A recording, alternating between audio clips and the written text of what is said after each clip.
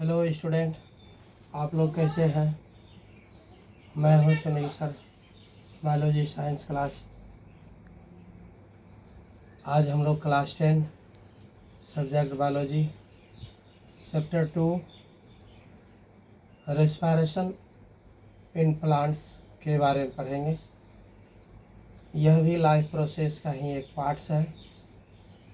इसके पहले हम लोग रेस्पिरेशन इन एनिमल पढ़े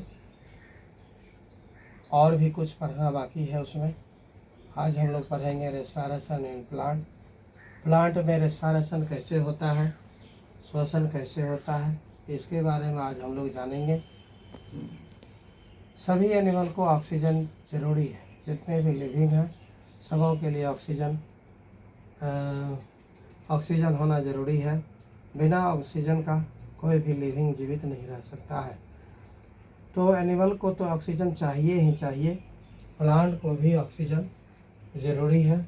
इसके बिना प्लांट जीवित नहीं रह सकता है, क्योंकि प्लांट को भी एनर्जी की ज़रूरत होती है सारी एक्टिविटी को करने के लिए। आइए हम लोग देखते हैं। प्लांट्स में ऑक्सीजन की आवश्यकता होती है। प्लांट्स में गैसों का आदान प्रदान डिफ्यूजन प्रोसेस के द्वारा होता है। डिफ्यूजन प्रोसेस के द्वारा गैसों का आदान प्रदान होता है। इसके लिए प्लांट्स के लीफ में उपस्थित स्टोमेटा, ऑल्ड ट्री के स्टेम में उपस्थित लेंटिकल्स एवं इंट्रासेलुलर स्पेस के द्वारा ऑक्सीजन प्रवेश करता है। यानी प्लांट्स में ये 3 पार्ट्स हैं जिसके द्वारा ऑक्सीजन उसके बॉडी में जाता है। लीफ में स्टोमेटा होता है और स्टेम में लेंटिकल्स होते हैं, इंट्रासेलुलर स्पेस भी होते हैं। इसके द्वारा बॉडी में ऑक्सीजन जाता है।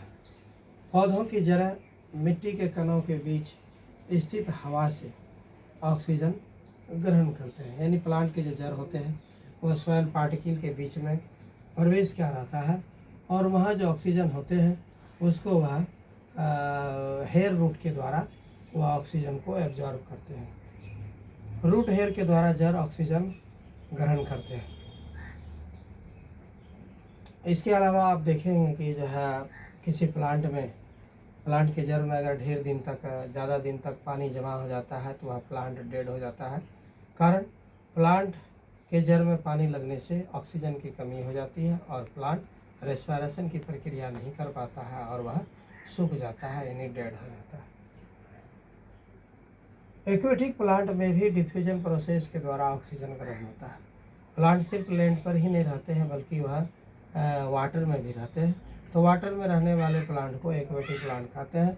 उसे भी ऑक्सीजन की आवश्यकता होती है।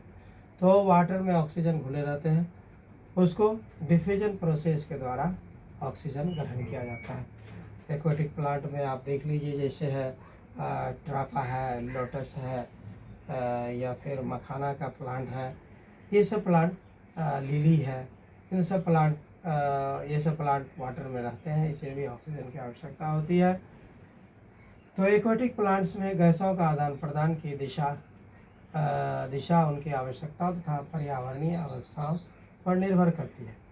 दिन में रेस्पिरेशन से निकले CO2 का उपयोग प्लांट फोटोसिंथेसिस में करते हैं। नाइट में फोटोसिंथेसिस की क्रिया नहीं होती है, अतः CO2 गैस स्टोमेटा से निकलती है। प्लांट्स और एनिमल में रेस्पिरेशन भिन्न होते हैं। दोनों तो रेस्पिरेशन करते हैं, प्लांट भी करते हैं, एनिमल भी करते हैं, लेकिन थोड़ा सा दोनों में डिफरेंस होता है। क्या डिफरेंस है उसको ज़रा देखिए। प्लांट्स के प्रत्येक भाग में अलग अलग रेस्पिरेशन होती है। कहने का तात्पर्य यह हुआ कि प्लांट में रूट होते हैं, स्टेम होते हैं, लीफ होते हैं। उन सभी भागों से प्लांट्स रेस्पिरेशन करते हैं, उसके द्वारा ऑक्सीजन अंदर की ओर ग्रहण करते हैं। जबकि एनिमल में खास जगह होता है। एनिमल में विशेष जगह होते हैं, उसके लिए रेस्पिरेटरी ऑर्गन होते हैं, वहाँ से ही वो रेस्पिरेशन करते हैं। नंबर 2, प्लांट्स में गैसों का ट्रांसपोर्ट नहीं होता है। यानी जो गैस लिया जाता है उसका ट्रांसपोर्ट प्लांट में नहीं होता है, जबकि एनिमल में होता है। ऑक्सीजन का, कार्बन डाइऑक्साइड का ट्रांसपोर्ट लिक्विड के द्वारा होता है, ब्लड्स के द्वारा होते हैं। नंबर 3, प्लांट्स में रेस्पिरेशन रेट धीमी होती है जबकि एनिमल में तीव्र होता है। यानी प्लांट्स में जो रेस्पिरेशन होता है वह बहुत धीरे धीरे होता है, धीमी प्रोसेस होता है, जो कि एनिमल्स में तीव्र होता है, यानी तेज़ी से होता है। यहाँ ज़रा देखिए एक फिगर के माध्यम से हम लोग प्लांट में रेस्पिरेशन की प्रोसेस को समझ सकते हैं। यह प्लांट के लीफ में जो स्टोमेटा पाया जाता है उसका स्ट्रक्चर यहाँ पर हम बनाए हैं। प्लांट के जो भी प्लांट होते हैं, प्लांट का जो लीफ होता है उसका डोर्सल यानी वेंट्रल साइड में जो है वह स्टोमेटा पाया जाता है। तो स्टोमेटा एक गोल संरचना है। ज़रा यहाँ देखिए, इसके अंदर गार्ड सेल होते हैं, 2 गार्ड सेल होते हैं, जो कि यह ऑटोमेटिक रूप से खुलता है और बंद होता है ना। यह प्लांट के एक्टिविटी के आधार से यह खुलता है और बंद होता है। इसके बीच में जो है स्टोमेटल पोर होते हैं, इसी से गैसों का आदान प्रदान होता है ना। चाहे वो ऑक्सीजन हो, कार्बन डाइऑक्साइड हो या फिर वाटर के रूप में वेपर भी इस तरह से इसी स्टोमेटल पोर से निकलता है। यह बहुत कार्य का चीज़ है। यह बहुत इम्पोर्टेंट ऑर्गन है प्लांट का, जो वाटर को और गैसों को एक निश्चित मात्रा में बनाए रखता है, उसका नियमित कंट्रोलिंग करते रहता है, जमा नहीं होने देता है, इसको उचित मात्रा में बॉडी में रखता है और फिर इसको निकाल दिया जाता है।